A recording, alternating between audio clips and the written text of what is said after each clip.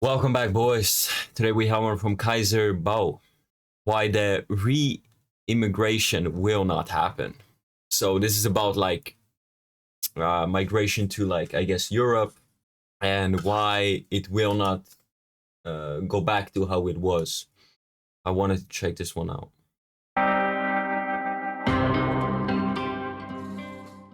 If you enjoy my work, please consider supporting me on my Patreon or on my Buy Me a Coffee page. The links to both websites are in the description of this video. In many of my videos, I talk about the large-scale societal issues stemming from the mass immigration of people of non-European origin to Western European countries. I honestly believe that allowing this migration was ill-conceived, rushed, and a reckless decision made without the proper societal debate, public support, and honest and competent analysis of its possible impacts. For a long time, critics...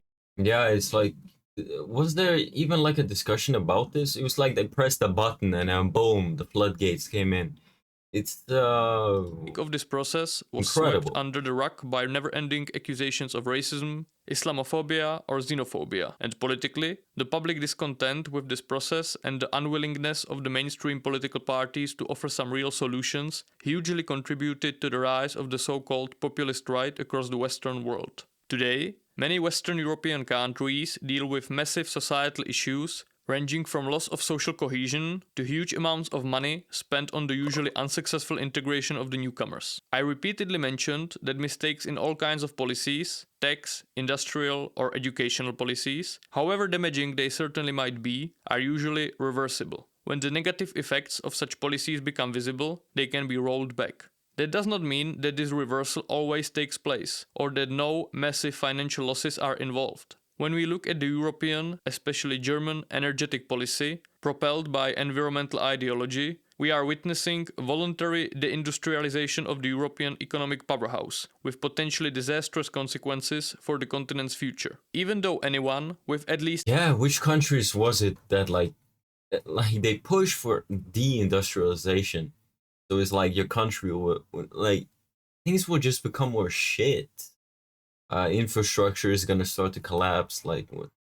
Some basic level of clarity has to see that the dream of net zero economy is incompatible with the functioning of a modern, industrial, wealthy country. No real change of course is taking place. But that is mostly an issue of willingness. If the political classes decided to change course, a lot of it would be a matter of purely technically administrative decisions. Sure, some issues are very hard to reverse. For example, the Germans turning their nuclear power plants off. Once a country signals that it doesn't plan to keep its nuclear industry alive, the human capital needed to operate it slowly disappears. Why would anyone study nuclear engineering in a country that does not plan to operate nuclear power plants? But even that could likely be somehow figured out, possibly by paying huge amounts of money to foreign engineers, something that Germany could definitely afford if it were prioritized. Where there is a will, there is a way. Demographics are different though. Once you allow mass immigration to fundamentally alter the ethnic composition of your country, that is most likely forever. When I mention this, I'm usually confronted with quite a lot of disagreement from some of my viewers. Why would it be forever? It is reversible. We need the so-called remigration. Remigration is a concept that is suggested by certain European politicians campaigning on anti-immigration platforms. For example, Éric Zemmour in France or politicians of the German AfD party. And which is increasingly popular among the European right-wing circles. In this video... I don't know much about it, but I want to learn about it, but for me, it's like the cost of it. It costs so much money. Just send everybody back to where the fuck they came from. And even if you want that, it's like, how many of these countries are just gonna be like, no? They're just gonna say no. They're not gonna allow these planes or whatever the fuck to bring all these people in, because then it's a problem for the receiving country as well. So I want to discuss why I am firmly convinced that it is basically ruled out in the European context. A little disclaimer at the beginning. In this video, I won't judge the issue from a moral point of view. I want to look at it analytically, from the point of view of conceivability. At the same time, that does not necessarily mean that I would not find the notion morally problematic. Since the proposal has so far been rather ill-defined and vague in its shape, it is hard to take some stance towards its moral implications. It is just not what I want to delve into in this video. What actually is remigration? When politicians talk about it, it is usually framed as a mass deportation of illegal immigrants, criminals of foreign nationality, and foreigners who have not sufficiently integrated into the host countries. The proposal often includes also the process of stripping people of citizenship, for example those that have gained their citizenship fraudulently, in order to enable their deportation. In terms of numbers, Éric Zemmour, in his 2022 French presidential campaign, proposed the deportation of 1 million people, and AfD representatives in Germany talked about millions in plural. When we go one step further, beyond the declarations of politicians that are still Yeah, one thing that kind of pissed me the fuck off is I got in the mail like a thing for like voting. It was like, oh, come and vote on this date. Since I live in Norway, there's some kind of election going on. And on the piece of paper that said like, oh yeah, come to this location and vote or whatever, it was like a QR code that you could scan. But the thing is, under it had different languages on it. It had like Somali. It had different like that was not Norwegian. And it was like different like languages so people could read on the QR code. And I was like, what the fuck? We're in Norway. This entire fucking text should be in Norway. If you cannot read this text, you should not be allowed to vote. Like, what the fuck?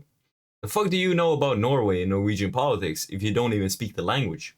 You can't read the language. You should not be allowed to fucking vote. But the thing is, there's these idiots that are like, oh no, like, it's okay, like, nothing will change, like, But the thing is, these people are not in the culture. They're not in the people. They have their own little cliques, their own little groups, their own little parallel societies. These people will not make the best choices when it comes to voting for you and your nation and your people, Norwegians. I mean, you can already tell I'm a fucking, I'm from Latvia. I was born in Latvia, but I was raised here. But I can tell, like, these people, they don't exactly want the best for your nation, man. And yeah, it's fucking insane how like tolerant.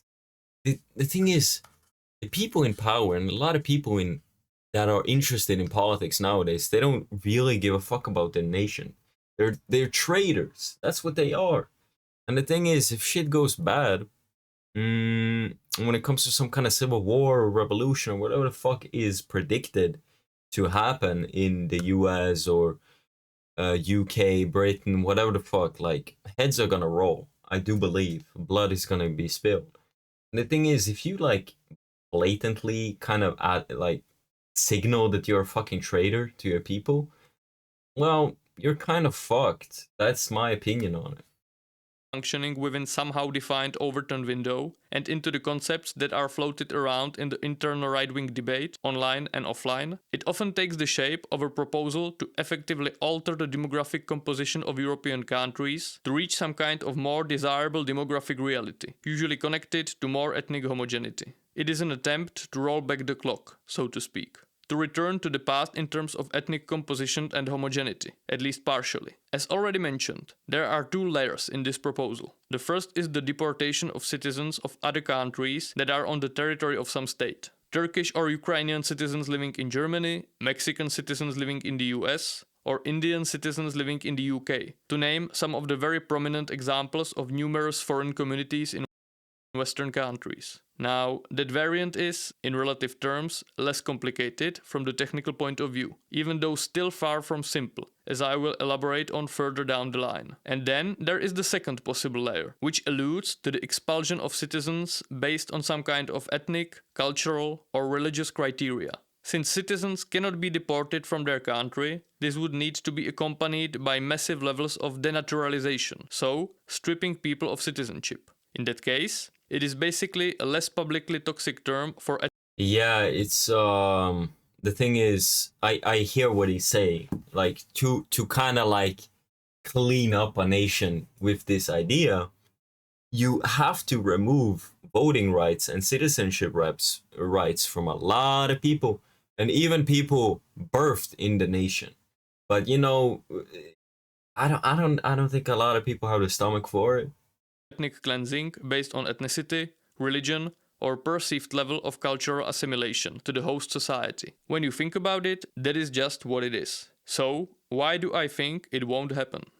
Now, to somehow start, it needs to be said that the idea of remigration, so large-scale expulsion of people to achieve the desired level of either cultural or ethnic homogeneity, is, of course, physically possible. It has happened in the past, and it will undoubtedly happen again in the future. What I am talking about is that I do not think it is a conceivable possibility in the context of contemporary Europe, for several societal, political, and technical reasons I will delve into in this video. When you look at the past cases of ethnic cleansing or mass expulsion of the populations, you will find several reoccurring contexts. Most often, there is either a breakup of some state and the creation of a new state or states, territorial changes of some existing state, and most often, it is underpinned by a violent conflict. There are plenty of examples. Germans were expelled in millions from Central and Eastern Europe after the Second World War. As the Ottoman Empire retreated from the Balkans and the Caucasus, many Muslims emigrated or were forced out. Crimean Tatars or Circassians were compelled by the invading Russians to emigrate to Turkey. After the breakup of the Austro-Hungarian Empire, millions of ethnic Hungarians and Germans migrated from the newly created nation-states. In 1923, there were large-scale population exchanges between Turkey and Greece. The partition of India in 1947 was both a diplomatic event and a violent conflict that has led to millions of Hindus and Muslims caught in the wrong of the newly emerging countries. During the Yugoslav wars in the 1990s, ethnic cleansing and attempts to create ethnically homogeneous territories from previously highly mixed ones were ubiquitous. In cases of civil wars and ethnic cleansing happening within countries, the most common result is the creation of homogeneous enclaves within countries. The reoccurring contexts present in the presented cases are usually twofold. First is the massively heightened level of violence and chaos that accompanies times of mayhem and war. The second is the existence of states, either newly created or already existing,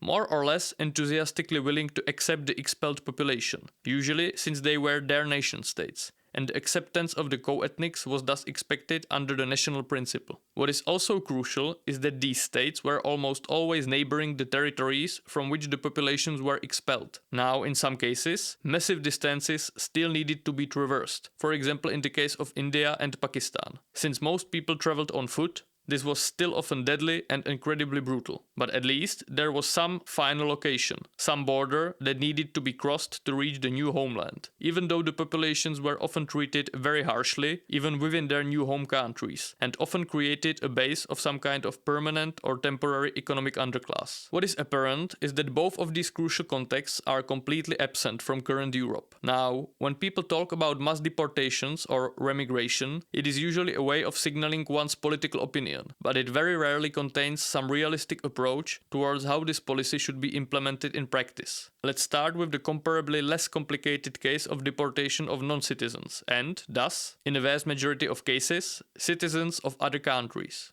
Every country has the authority to decide who will stay on its territory and who will potentially become its citizen. It is one of the crucial and defining rights of every country. Now, the first thing to mention is that deportations are logistically and administratively very complicated and costly issue. In the contemporary European Union, the rate of successful deportations, or returns as they are euphemistically called, is very low. Only around 20% of people officially ordered to leave actually do so. The most common scenario is that an illegal immigrant or refused asylum claimant gets ordered to leave the country, but this order is then not really enforced by the police or the relevant organs. The vast majority of migrants thus kind of get lost in the shadows and just continue to live in Europe as illegal immigrants. That is understandably very infuriating for people. It creates a feeling of powerlessness and loss of credibility in the power of the legal enforcement organs of European countries. Why are we even bothering with ordering these people to go away if we then do not proceed with the realization of this seemingly empty legal decision?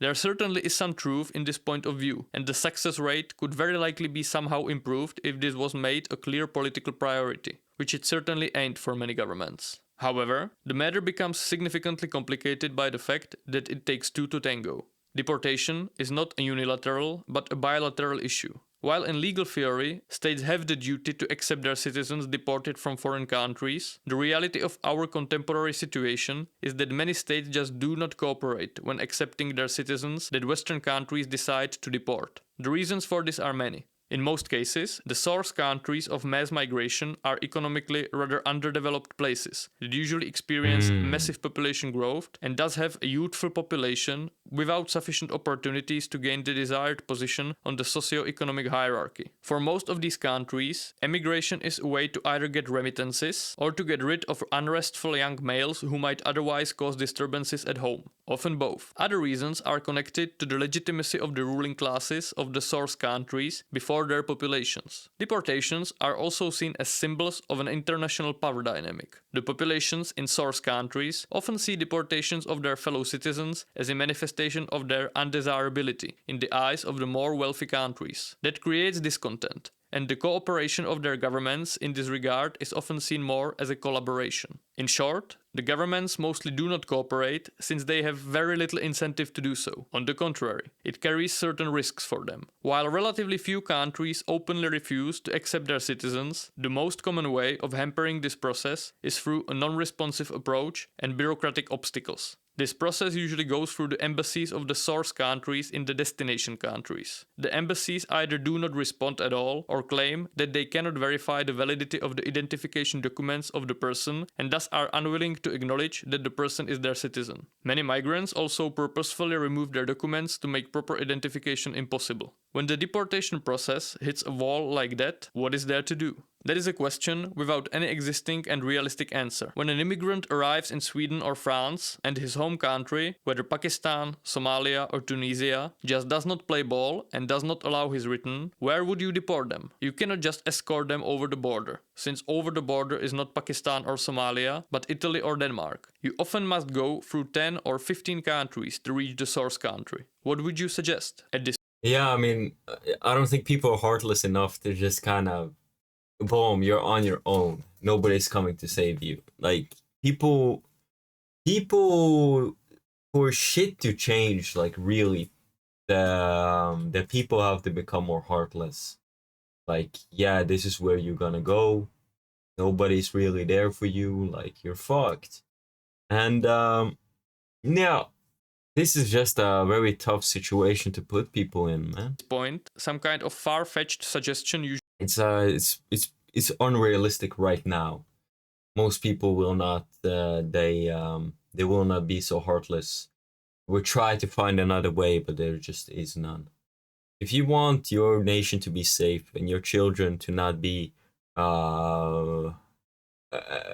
fucked over in the future, if you want to create a world which even slightly resembles the one you grew up in, if you want to pass that down to your children and their grandchildren and so forth, not be one of these greedy boomers that just fuck everything up, extract as much money and wealth and beauty from the world and just fucking die and disappear. If you don't want to be like that and actually give something to your nation, to your people, to your children, well, you gotta make some tough choices, man. You gotta throw these idiots out. These people that just don't learn civil fucking civility, that don't have common sense, that don't have just that culture aspect to them. They're savages. Let's just be real.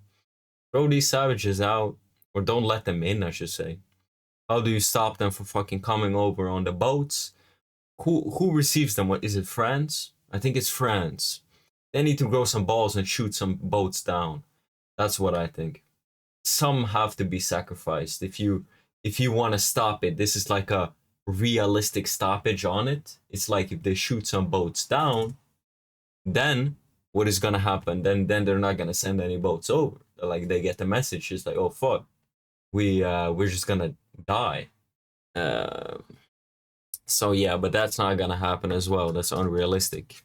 But yeah, I'm really interested at seeing how the future will go, because people just get more and more angry at this shit, man.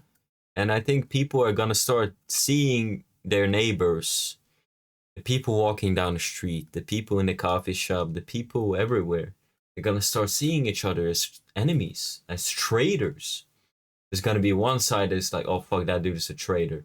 He's a traitor to our nation, to our people. And then the other person is gonna be like, oh fuck, that person is not a nihilist. He's not a nihilist. He's not brainwashed by Marxist ideas. He's the idiot. So there's gonna be like a clash between people who kind of get it and people who just don't have a fucking clue. And yeah, really, really fucking interesting. Usually comes up, like using military power to force the source countries to accept them, or making a deal with some African country to dump a couple of millions of people there. No big deal. Now, let's think about such suggestions. The latter option, making a deal with some unspecified North African country that could take up to 2 million people, was allegedly discussed at the secret right-wing rendezvous that happened last year in Germany. This information then caused mass anti-far right demonstrations all over Germany. Now, when you look at the approach of Arab countries towards potentially I think the people who throw the most chaos now are gonna be the ones who want the most civility back and morality back in people when shit hits the fan. Or it's like, I think there's a lot of people now who play by the rules, but once they become, you know, a little bit more ambiguous, a little bit more shrouded, well, I think people like, I kind of forget sometimes how barbarous humanity is. Fucking scary, man. If things go really bad, I don't want to fucking be in a city. I really, really do not want to be in a city. Then you're fucked, bro. Some fucking group, the fucking gang comes around the corner. You're fucked if you're alone. What are you gonna do? This is what is gonna happen, bro. Tribalism is gonna peak. If you're not a part of a group, if you're alone, you're gonna be killed, bro. You're gonna get beat up.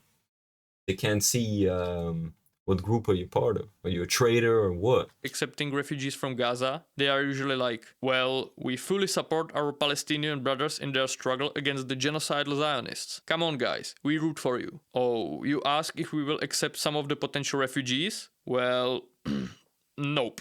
But hey, the EU could take some. On a more serious note, it is fair to acknowledge that countries like Egypt or Turkey already host massive refugee populations, and it is causing a lot of internal instability. Do you really think that some country would willingly agree to accept millions of people, presumably an incoherent combination of Arabs, Africans, Kurds, Turks, and others, a mass of mostly young males without any internal cohesion and possible economic support, and just accommodate them in some desert shelters? Why would anyone ever do that? That would be a complete political suicide that would inevitably end in catastrophic problems for the country and likely its ruling classes. I cannot imagine the amount of money any country would demand for such a feat. So, what else is there? Using military power to force the source countries to accept people they do not want? Can you really imagine that happening? Can you imagine French cargo ships accompanied by military naval escorts, transporting thousands of people to some African country and then dumping them at the shore or in their territorial waters against the will of both the people escorted and the government of the country? Will the German government threaten to perform airstrikes on Baghdad if Iraq won't accept the 250,000 Iraqi citizens in Germany? Or will European countries establish some kind of military protectorate in disintegrating Libya to transport hundreds of thousands of people there? We are talking about Europe, which is not really able to meaningfully influence the military conflict in Gaza, even though it is in its broader neighborhood. Europe, that lacks the industrial potential to outperform Russia when it comes to supplying Ukraine with ammunition and such.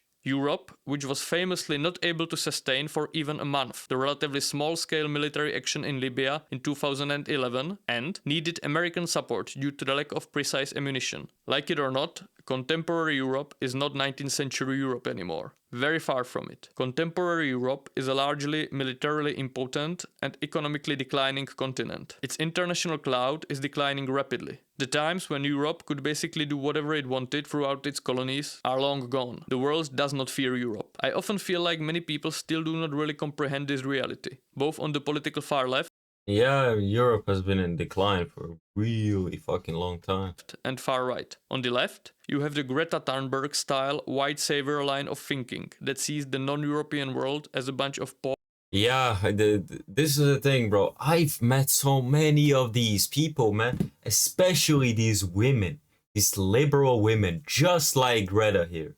I've met like copy paste Greta Thunbergs, and it's like, bro, the way they speak about these countries, it's like, yes, they eat shit, and they're garbage, and they're stupid, and we must save them all. They are the most racist like idiots I have ever met. It's insane. or oppressed nations that are to be saved by the moral self-sacrifice of the Europeans in the fight against climate change. The fact that the European contribution to the world's CO2 emissions is effectively negligible does not bother them. Only we can save the world. Yeah, it's like I don't understand. These people don't think. They don't have a brain. And you bring up the numbers, you say like, hey yo, the China is opening a new coal plant every 2 seconds. Like, what about them? They're like, no, you're wrong. You're stupid. You don't have the academic education to be speaking on that matter. They say shit like that to me, and I'm like, what the fuck? Okay, then the philosopher predicts me. You're gonna be fucked in some bush by some migrant. That is what's gonna happen to you. I don't make the rules, woman. I don't understand. Like, do people not see the future of this shit? Has decades of decline not made a pattern in your fucking brain? What the fuck, man? On the right, there What the fuck? is often a more open form of ethnic hubris, with people seeing themselves as inherently superior, mostly due to the great deeds of their forebears and possibly superior genetics, and thus naturally predisposed to being on the apex of the world order. The current decline is just a matter of cultural degradation imposed by the nefarious alliance of inner enemies and external forces, most often the Jews, which aims to shackle the naturally dominating spirit of the European race. Those views are both equally delusional, out of touch with reality, and full of cope. Contemporary Europeans are not their forebears of the past. No Beethoven symphonies are being composed today. No Notre Dame cathedral is being built. No technological revolutions are happening in Europe, and no foreign continents are being subjugated. That is not some kind of self-defeating black pill talk, just an attempt to grasp the reality of the contemporary world in order to navigate it. Europe is still a great continent on a high civilizational level, full of wealth and economic and human capital. Now, back to the issue of possible remigration. If such conduct were attempted, there would be a massive backlash from many non-Western countries worldwide, whether they were colonies themselves or not, seeing it as some kind of throwback to the colonial past. Sure, you might argue that many such countries do not have the international weight needed to be relevant. Well, some do not, but some do. India, the Gulf countries, Turkey or Indonesia are far from being irrelevant. One can reasonably presume that countries like Russia or China, seeing themselves as competitors of the collective West in one way or another, would also hurry to add more fuel to the fire. So this is the famous West, the beacon of freedom and human rights, transporting humans like cattle in boats, echoing the transatlantic slave trade in the eyes of the world, or making them walk into some ill-prepared desert shelters,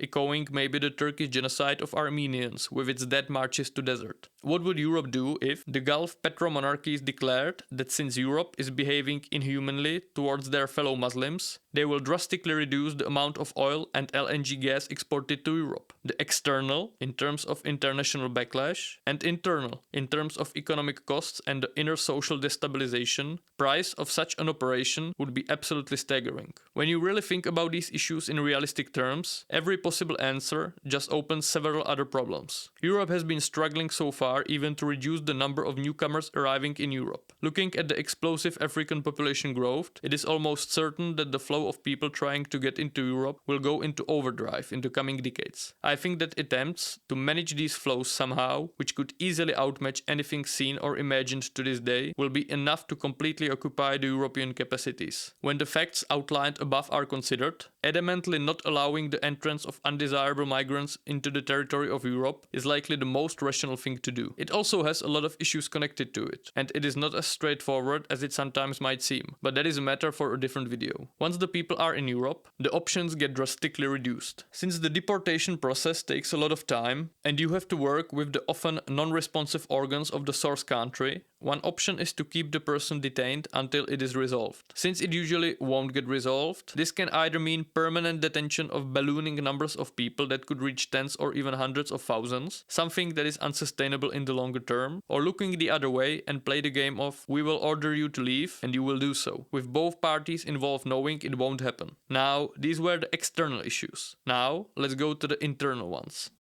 I do not think people realize the absolutely massive level of internal change and mayhem that would be required for the possibility of remigration to be a viable option. Now, to somehow start with this segment, let's just look at how the efforts of European governments to deal with mass immigration are going. Recently, the French National Assembly has passed laws significantly hardening several policies regarding illegal immigration. The changes encompassed the simplification of deportations, tougher rules of family reunifications, limiting access to welfare, or the introduction of immigrant quotas based on nationality. It was hailed as a large ideological victory by Marine Le Pen and the right-wing politicians. Nevertheless, a ruling by the French Constitutional Court recently made significant changes to the bill. The parts of the bill that limited welfare, hardened reunifications, or introduced immigration quotas were scrapped as unconstitutional by the court. In Italy, Giorgia Meloni was voted into power in Incredible.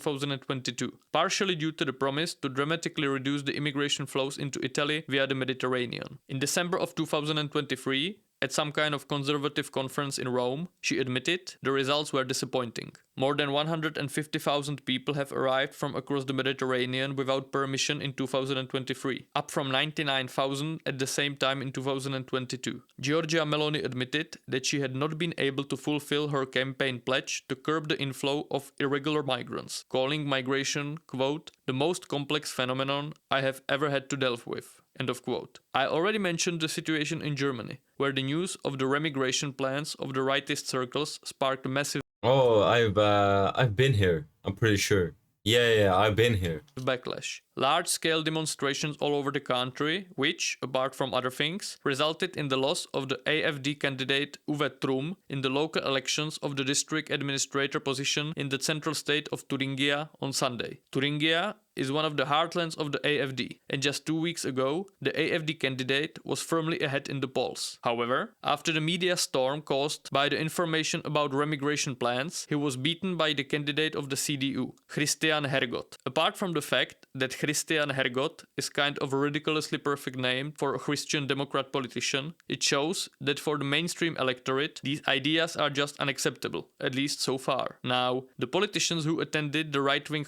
Yeah, but just wait, bro. Like, how many more kids have to get raped? How many more of your children have to be bullied in school? How much more can you take? How much more can you take, Western man? conference claim that no such plans were presented there, and that it is a smear campaign against the AfD. I have also read that the partially publicly funded web Corrective, which published the information, was just used by the government to take attention from the large-scale protests of German farmers. That may be the case, but it does not really change the fact that Overton Window is absolutely not ready for such proposals. Most attempts to be more effective in the enforcement of border control are met with fierce and successful opposition by the alliance of liberal or progressive journalists, bureaucrats, NGOs, academics, judges, and politicians, who are very effective at hampering such attempts through masterful command of institutions and various legal obstructive methods. The left is very good at playing the institutional game, much better than the right. When you look at the fact that something like the hardening of rules on family reunification or access to social benefits is deemed unconstitutional, you can bet that something like mass deportations would be deemed as unconstitutional as well. The notion of denaturalization, meaning the loss of citizenship, is definitely unconstitutional in most European countries, apart from particular cases like treason. So, that would require constitutional changes. For the Yeah, but like these, like, I guess NGOs and shit, like the thing is, a lot of people are considered fucking traitors that are doing this shit. It's like, what, like, whose team are you on? Like, those are the questions being asked.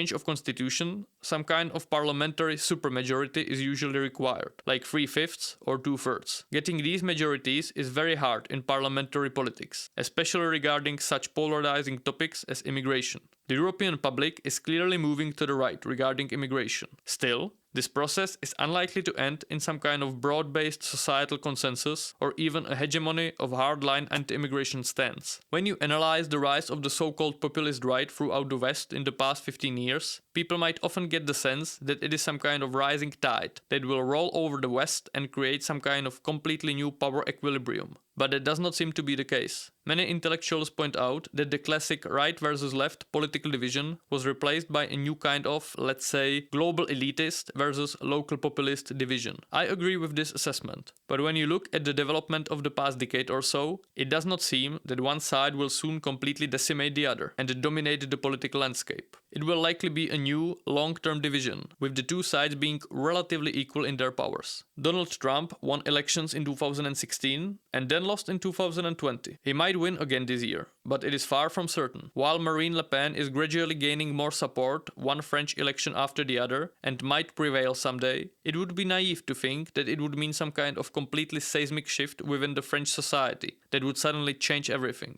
In Poland, the Law and Justice Party, which could be broadly put in the populist camp, was unable to form a government after last year's elections and was replaced by a government that could be placed more in the global elitist camp. While there likely will be significant right-wing gains in the elections to the European Parliament this year, the projections point to it merely weakening the hegemony of socialists and Christian Democrats, the groups comprising the unofficial ruling bloc within the EU. It certainly won't result in sufficient changes to completely overhaul the institutional domination of the EU by those political forces. Quite far from it. It is illusory to think that when some party gains a few percentage points in elections and can form a government, it will result in their ideology suddenly dominating the society. The populist bloc might often have a slight upper hand in public support, but that is effectively neutralized by the elitist camp's far superior use of institutions. When you examine the actual views of the European public on immigration in social research, the opposers of immigration have an advantage, but it is not a clear societal dominance. In a study done by Pew Research in 2018, 58% of Germans wanted fewer or no new immigrants, while 40% wanted the same amount or more. In Sweden, it was 52% versus 47%. In France, it was actually 41% versus 58% in favor of more or the same level of immigration. Now, those numbers might have somehow shifted since then, likely in the direction opposing immigration. But even the 2022 Eurobarometer survey showed that across Europe, 42% of people said that the integration of immigrants in their countries is totally successful, versus 47% saying it was totally unsuccessful. It is almost equally divided. You might claim that those are fake and manipulated surveys, but election results largely support them. You do not see some anti-immigration party getting 60% of the vote. And those surveys ask about the success of integration or potential new immigration, not about possible deportations of hundreds of thousands or millions. Such proposals would likely get much lower support. Many people on the right imagine that there is some kind of completely overwhelming silent majority upholding similar views as theirs, that is just held back by the barrier of lying media and politicians. When this barrier is breached, which is always just around the corner or after the next election, there will be some kind of revolution. That is illusory. I think it is mostly a result of the social media opinion bubbles. I recently started using X and saw how it looks when one's feed gets heavily skewed towards certain political biases. I followed some right-wing or anti-immigration politicians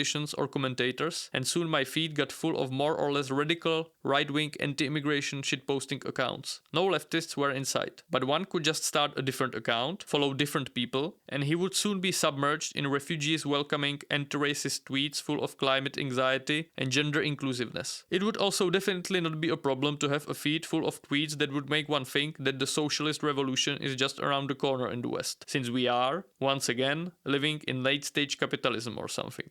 But your typical voter is not some anonymous Twitter account posting pictures with ancient Greek sculpture aesthetics and quotes from Nietzsche. It is a 60-year-old boomer dad who likely thinks that immigration is just too much, but is far from being radical. I was previously speaking about the fact that in previous cases in history where such large-scale expulsions of populations took place, it was usually during the time of war or immediately after. That is crucial, since populations at those times were usually impoverished, hungry, used to complete mayhem and normalization of large-scale violence, and had a median age under 30 years. We are as far away from such a state of things in contemporary Europe as possible. Even with the economic situation not being particularly rosy, everyone is warm, has a full belly, and the average native European is over 50. Violence is a matter of movies and TV news for most. To conclude, the possibility of accumulating sufficient public support and institutional force to enact mass deportations of non-citizens is indeed very low. Do not get me wrong, there certainly might be some hardening of the rules. If you ask me, any asylum claimant or illegal immigrant who is convinced of seriously breaking the law should just go. That might happen, even though there are the aforementioned issues with non-responsive countries. But it won't be on a scale that proponents of remigration propose. The institutional pushback by the opposition and the liberal public, as well as the possible international repercussions, would be too large and could possibly throw the societies into complete internal chaos and resulting dysfunction. When it comes to large-scale denaturalization of citizens, the chance of that happening is probably not zero,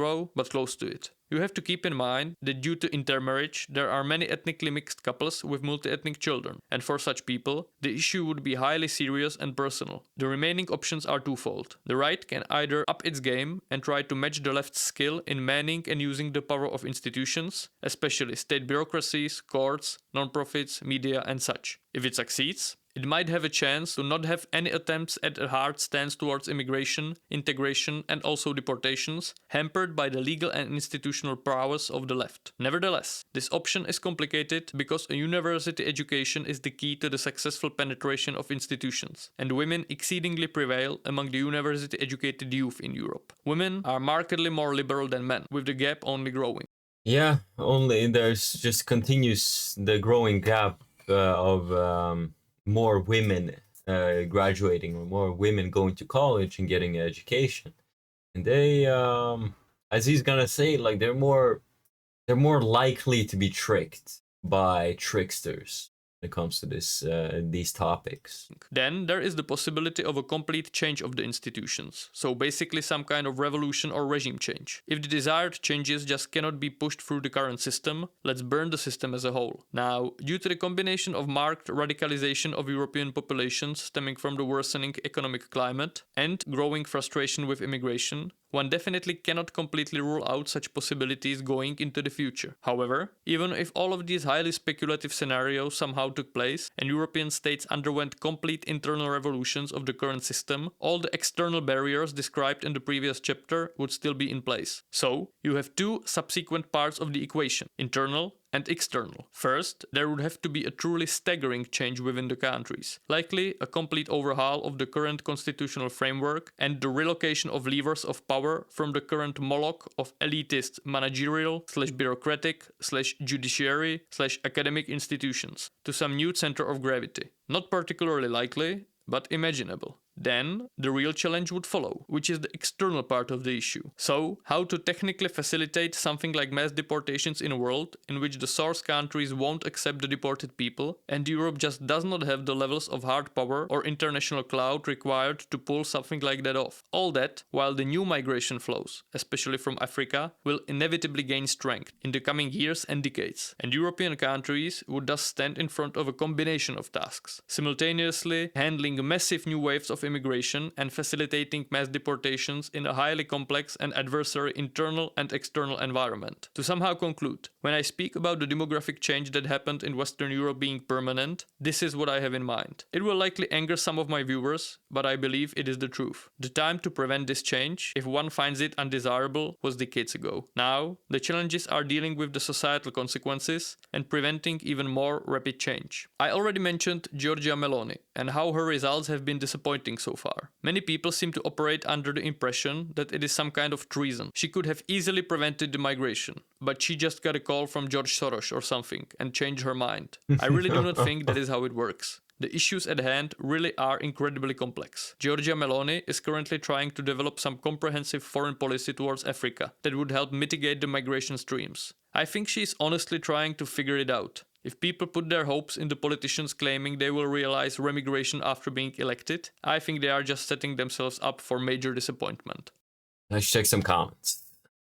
During the Algerian War of Independence, 900,000 European descendants who lived in Algeria for generations and made up 13% of total Algerian population were re-immigrated to Europe. This happened only 50 years ago. It's always unimaginable until it isn't. There used to be millions of Ottoman Turks in the Balkans. Not anymore. All very good points. One of the chief weaknesses I see within conservative circles is complacency. And for all the talk of outrage, there is very little material change being made in response to that outrage. Anyway, boys, yeah, people need to get a lot more angry and still in a worse position financially, spiritually, yeah, materially, all that. Things have to get worse before they get better, definitely. Anyway, boys, I hope you guys enjoyed this one.